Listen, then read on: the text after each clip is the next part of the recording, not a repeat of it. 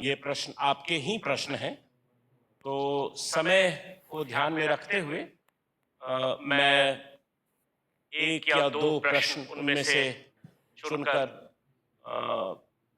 Professor Rameshwar राय और doctor विकास दिव्यकीर्ति के समक्ष रखूंगा और उससे इतर अगर डिस्कशन के बीच में कुछ बातें आती हैं तो देखते हैं कि उसको कैसे आगे बढ़ा सकें और उसके पश्चात आप भी 1-2 प्रश्न पूछ सकते हैं।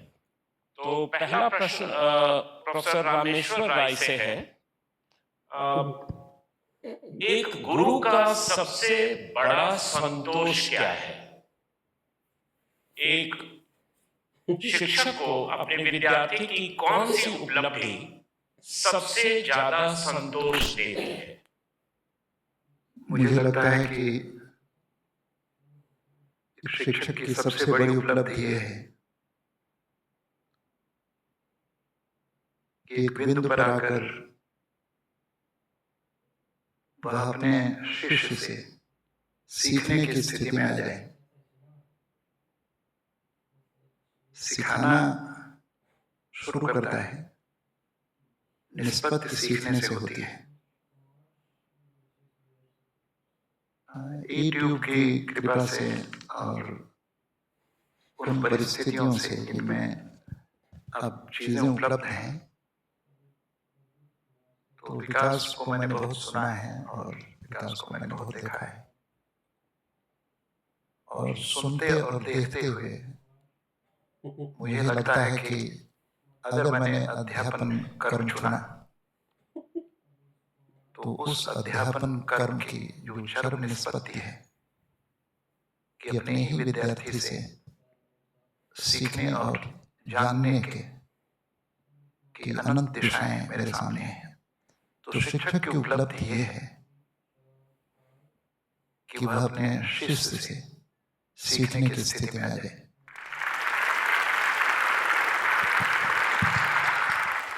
यह प्रश्न डॉक्टर विकास दिव्यकीर्ति से है, जब सफलता ने या सफलता से ज्यादा असफलता ने सिखाया, लोग अक्सर आपकी सफलता की कहानियां सुनते हैं, लेकिन क्या आपको याद है कि कभी किसी असफलता ने आपको सबसे बड़ा सबक सिखाया हो? असफलताएं कहें या चुनौतियां कहें, सिखाने में तो उनकी भूमिका ज्यादा है ही, मुझे भी और किसी को भी। जैसे मैंने वक्तव्य में एक छोटी सी बात कही कि मैंने 17 की उम्र से कभी घर से पैसे नहीं लिए, क्योंकि थे भी नहीं। उसके पीछे कुछ ऐसी परिस्थितियां थीं जिनमें जिंदा रहना सबसे बड़ी उपलब्धि थी। तो मैंने ऐसी परिस्थितियां बहुत झेली हैं। मतलब हालांकि हर सफल व्यक्ति ऐसी बात करता है, तो मैं भी कर सकता हूँ, लेकिन मेरा अनुमान है कि इस रूम में बैठे हुए व्यक्तियों में से शायद 1% भी ऐसे नहीं होंगे जिन्होंने उस स्तर पे, उस स्पेक्ट्रम पे जाके झेला होगा। और ये बात एकदम ठीक है।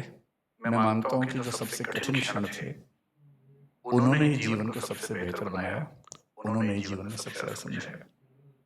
सिविल सर्विस में भी ऐसा हुआ कि मैंने बाद में अटेम्प्ट दिया कि प्रॉपर आईएएस में आऊं, सफल नहीं हो पाया।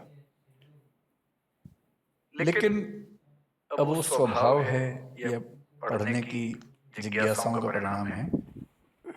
एक बिंदु के बाद सफलताएं असफलताएं जब बहुत मीनिंगफुल ना लगने लगे, तो ही असली सौंदर्य जीवन का है। और मुझे खुशी है कि मैं लगभग उस बिंदु पर रहता हूँ।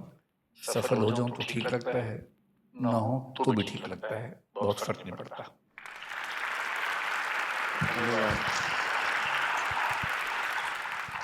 अब यह प्रश्न जो मैं कर रहा हूं उसे आप दोनों इस पर उत्तर दे सकते हैं, अपनी प्रतिक्रिया जाहिर कर सकते हैं।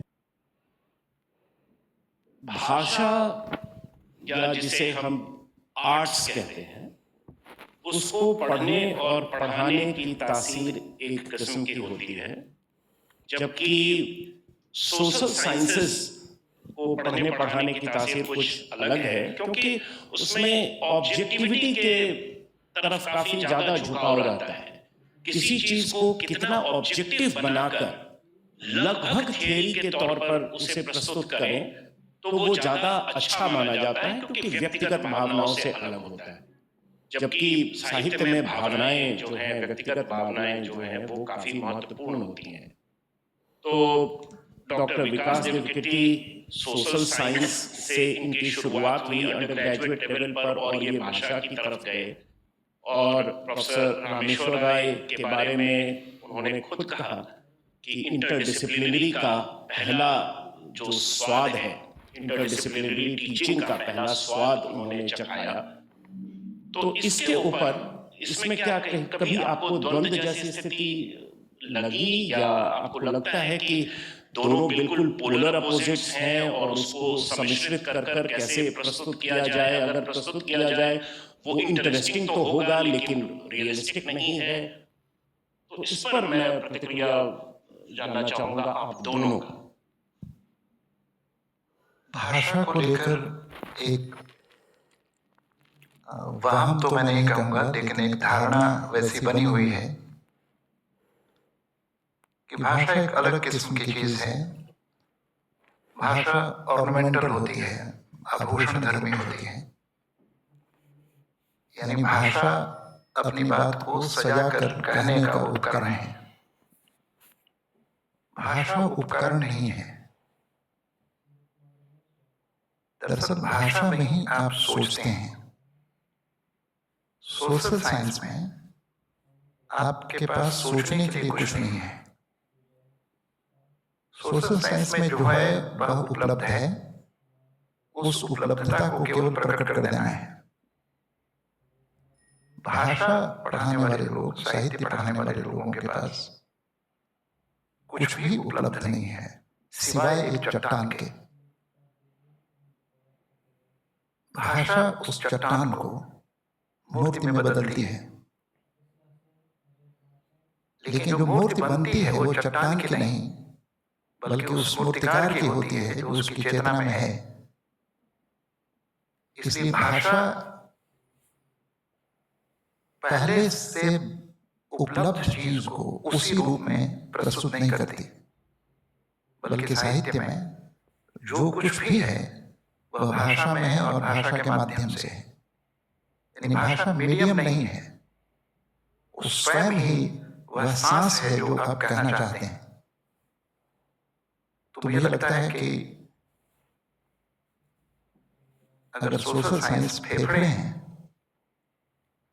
तो भाषा उसकी सांस है, और जब सांस ना हो तो फेफड़े केवल एक्सरे का मैटर रह जाता है। इसलिए फेफड़े में अगर जिंदगी को धड़कना है, वो धड़कन भाषा की होगी। इसलिए जिस आदमी के पास और जिस अध्यापक के पास भाषा की नमी नहीं है, वह तथ्यों को दे सकता है, लेकिन तथ्यों के भीतर जो जीवन है, तथ्यों के भीतर जो स्मृति है, तकलीफ है या सपने हैं, वे भाषा के बगैर नहीं आ सकते। भाषा काठ की बनी हुई मूर्ति में या पत्थर की बनी हुई मूर्ति में प्राण प्रतिष्ठा है। इसलिए भाषा से हम कहते कम हैं, भाषा में हम प्रकट ज्यादा करते हैं। उसको प्रकट करते हैं जो है लेकिन दिखाई नहीं पड़ रहा है। यानी भाषा अदृश्य को दृश्य में परिवर्तित करने की सबसे खूबसूरत कला है। और मुझे लगता है कि भाषा की यह बड़ी भूमिका गणित और भौतिक विज्ञान पढ़ाने वालों में भी होनी चाहिए। मामला केवल साहित्य का नहीं है। इसलिए भाषा में हम केवल बोलते नहीं हैं, भाषा में हम सोचते हैं, भाषा में हम जीते हैं, भाषा में हम रोते हैं और भाषा में हम सपने देखते हैं। तो भाषा की ये बड़ी भूमिका है। दुर्भाग्य से भाषा इस समय बड़े संकट में है, और इस संकट दो तरफ से है। एक संकट बाजार की तरफ से है, क्योंकि भाषा बाजार की भाषा वह कह रही है जो वास्तविकता के विरुद्ध है, और दूसरा संकट राजनीति की तरफ से है, क्योंकि राजनीति की भाषा ने भाषा की पूरी विश्वसनीयता को नष्ट कर दिया है। इसलिए भाषा को बरतने की तमीज किसी व्याकरण से नहीं आती, बल्कि मनुष्य होने की गहरी जिम्मेदारी से भाषा निर्मित होती है और तब भाषा विश्वसनीय बनती है। मुझे लगता है कि भाषा की विश्वसनीयता को बहाल करना इस समय शिक्षण का, अध्यापक का या पूरी शिक्षा व्यवस्था का की सबसे बड़ी चुनौती है। और मेरी इच्छा है कि सोशल साइंस पढ़ाने वाले लोग भी उसी तरह भाषा का रचनात्मक प्रयोग करें जैसे सामान्यतः साहित्य वाले करते हैं।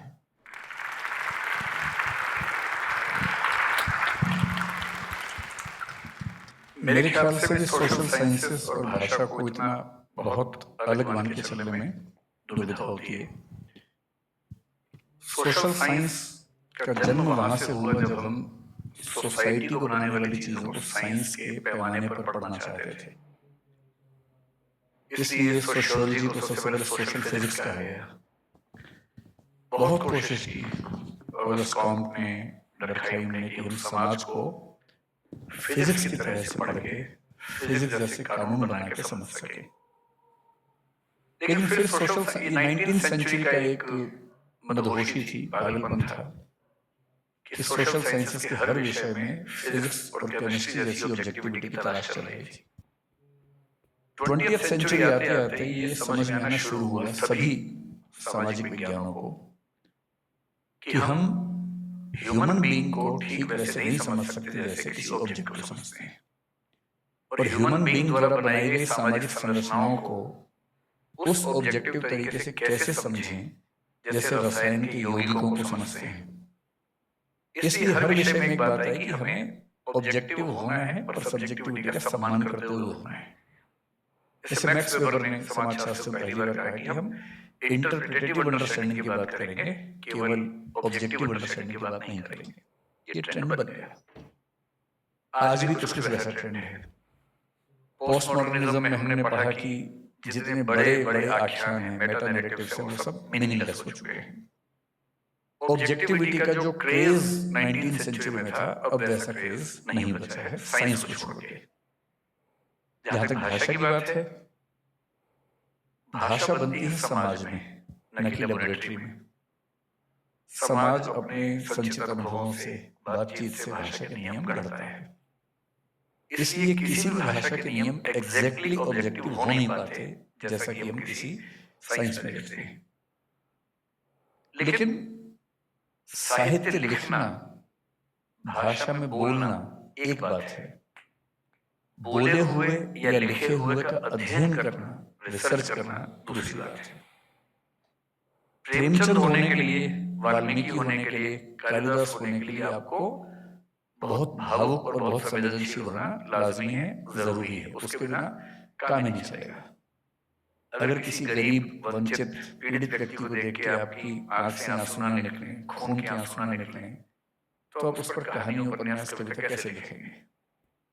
लेकिन लिखी हुई कविता का अध्ययन करने के लिए, विश्लेषण करने के लिए बहुत इमोशनल होने की बजाय बहुत रैशनल, ऑब्जेक्टिव और मेथोडिक, व्यवस्थित होना भी जरूरी है।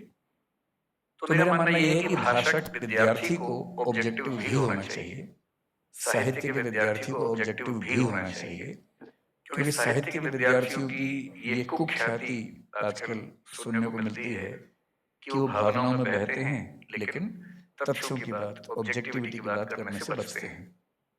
और ये दुनिया जिन उसूलों पर चलती है, इस दुनिया में जिंदा रहने के लिए जिन उसूलों पर चलना पड़ता है, उसमें ऑब्जेक्टिविटी की भूमिका भी बड़े पैमाने पर है। तो साहित्य के विद्यार्थियों से मेरा निवेदन ये होता है कि सिर्फ भावना की तरफ ना झुकें, उसके साथ ऑब्जेक्टिविटी को भी शामिल करें। और सोशल साइंसेस से ये निवेदन रहता है कि केवल मनुष्य को एक पुतला ना समझें, स्टिमुलस रिस्पॉन्स का पुतला ना समझें, उसके इमोशंस को महत्व दें। एक छोटा एग्जांपल की बात करता हूँ। शंकर जी इतिहास के विद्यार्थी हैं, ऑब्जेक्टिविटी की बात इतिहास में खूब होती है। और मैं अक्सर क्लास में नजर करता हूँ कि ऑब्जेक्टिव इतिहास वो लिखेगा जो कहेगा कि मैंने सिर्फ वो लिखा है जो अभिलेखों में, पुरातात्विक साक्ष्यों में, सिक्कों से साबित होता है, उसके बियॉन्ड एक लाइन भी अपने मन से नहीं लिखी है।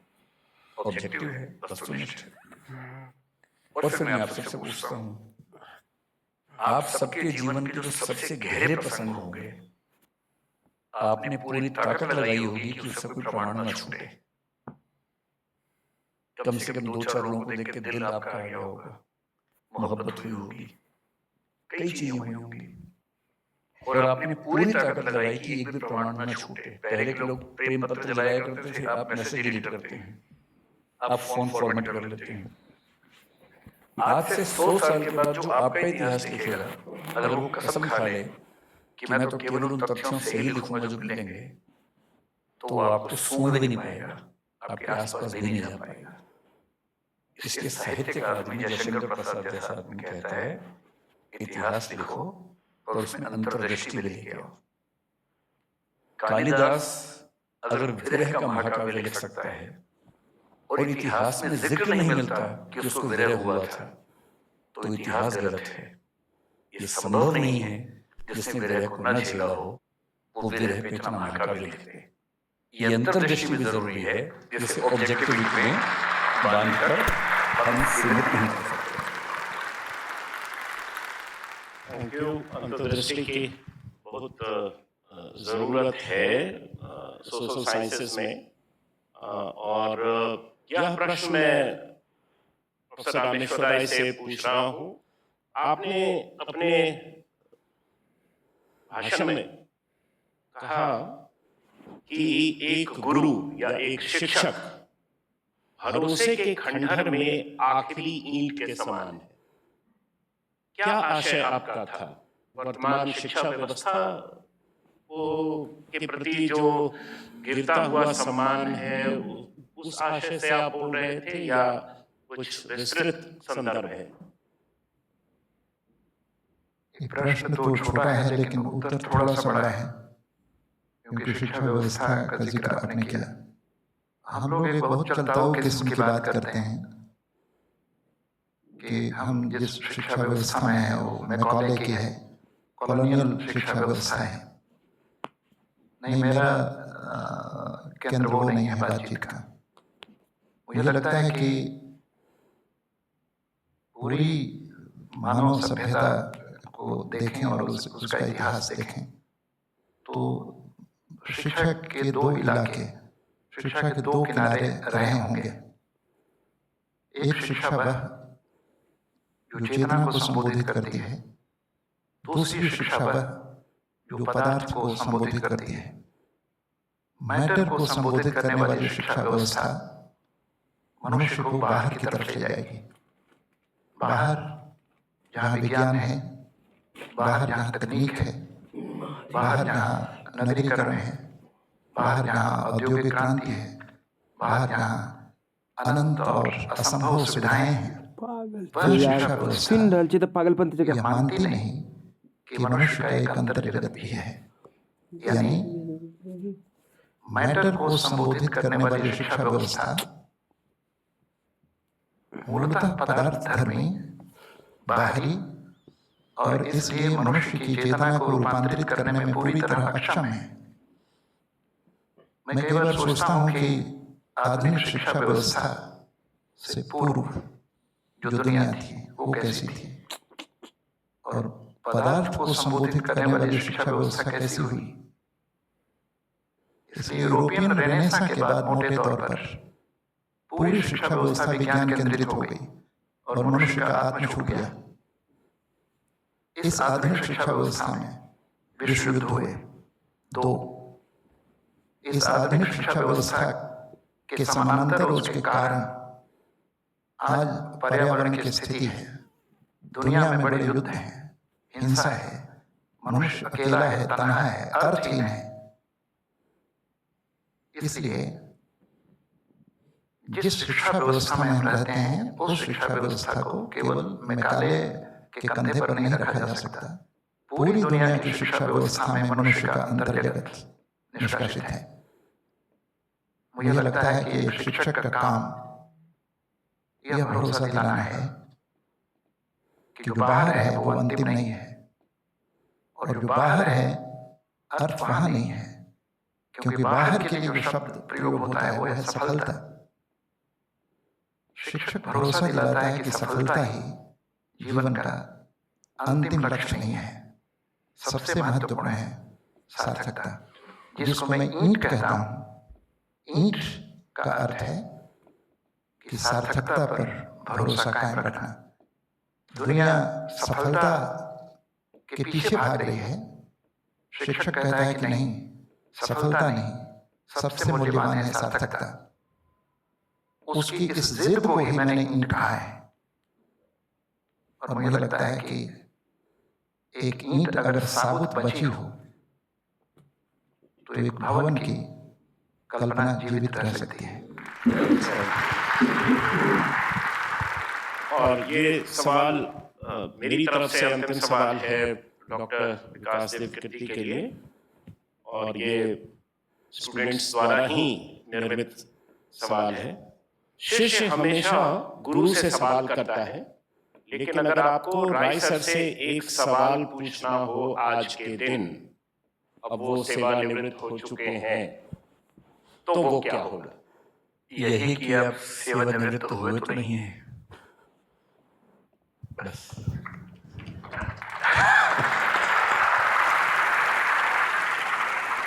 सेवा से निवृत्त होना और कार्य से निवृत्त होना तो अलग अलग बात है।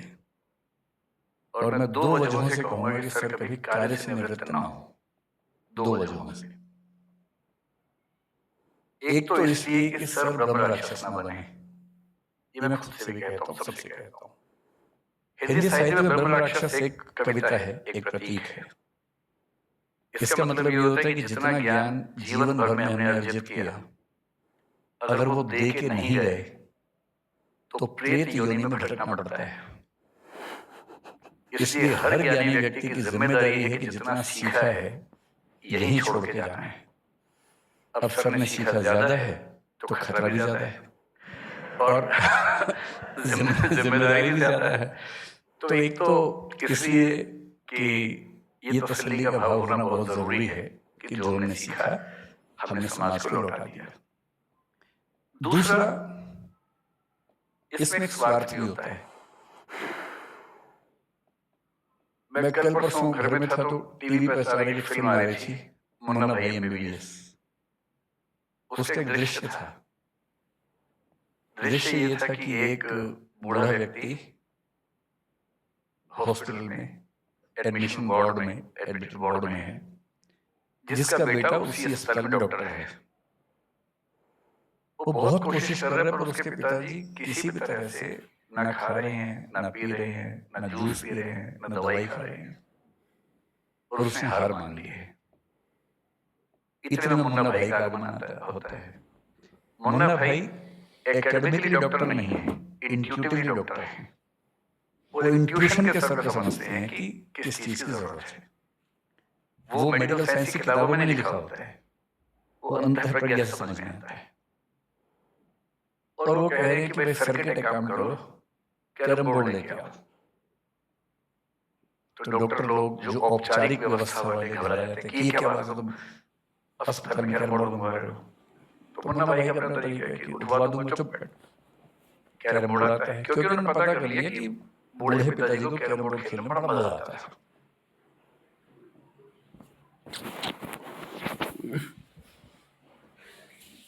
कैरम बोर्ड आ गया है, लोगों ने खेलना शुरू किया। कैरम की आवाजें आई, उस बूढ़े व्यक्ति कान में आवाज गई, जिज्ञासा हुई, उठा, धीरे धीरे वहां तक पहुंचा। जैसे एक सीट तुरंत खाली कर दी गई उनके लिए। वो आके बैठे। एक बहुत मुश्किल आखिरी शॉट है। स्ट्राइकर इधर है, जो गोटी लेनी है वो सामने की तरफ ना होकर पीछे की तरफ फंसी हुई है, किसी कोण से नहीं जा पाएगी। मुन्ना भाई कह रहे हैं कि ये तो नहीं जाएगी पापा। सर्किट कह रहे तो नहीं जा पाएगी। वो बूढ़ा आदमी क्या कर रहा है, इशारे से ऐसे। गुस्से के भाव से चुप रहो। और वो देख रहा है एक खास कोण पे स्ट्राइकर मारता है दीवार पे, वो तीन तरफ से घूम के आता है, गोटी पे लगता है और गोटी अंदर चली जाती है। लोग सन्न है कि ये क्या हुआ, और उसके बाद जो हुआ वो ज्यादा जरूरी है। उसके बाद उसका हाथ उठता है जूस के गिलास की तरफ, वो जूस का गिलास लेता है, पूरा पी जाता है। इसलिए सेवानिवृत्ति एक बहुत ही बुरा शब्द है। जब तक आखिरी सांस हो व्यक्ति को काम करना चाहिए जो उसका स्वधर्म है, और सर का स्वधर्म है पढ़ना पढ़ाना। और इसलिए अगर आप कहेंगे कि मैं क्या पूछूंगा, यही पूछूंगा कि सर आप सेवानिवृत्त तो नहीं होंगे ना। और इसका मतलब है कि आखिरी सांस तक पढ़ना और पढ़ाना जारी रहे। वो समाज के हित में भी है और व्यक्ति के हित में भी है, क्योंकि अपने स्वधर्म से जुड़ के जीवन जीना, इससे बेहतर क्या जीवन हो सकता है किसी के लिए भी। मुझे बोलना है इस पर। नहीं, मैं केवल एक बात कहना चाहता हूँ कि अध्यापन मेरा सेवा कर्म नहीं है। तो जब सेवा कर्म नहीं है तो सेवानिवृत्ति का प्रश्न ही नहीं है।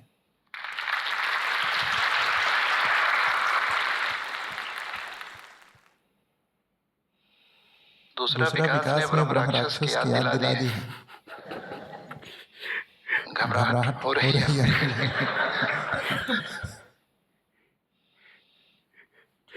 लेकिन ये बिल्कुल निश्चित है कि ज्ञान एक तो मुझे ज्यादा है नहीं, लेकिन जो भी थोड़ा बहुत है इसे कहीं भी लेकर नहीं जाना है। बादलों में पानी छिटका रहे तो बादलों का भी कोई अर्थ नहीं होता और पृथ्वी का भी भला नहीं होता।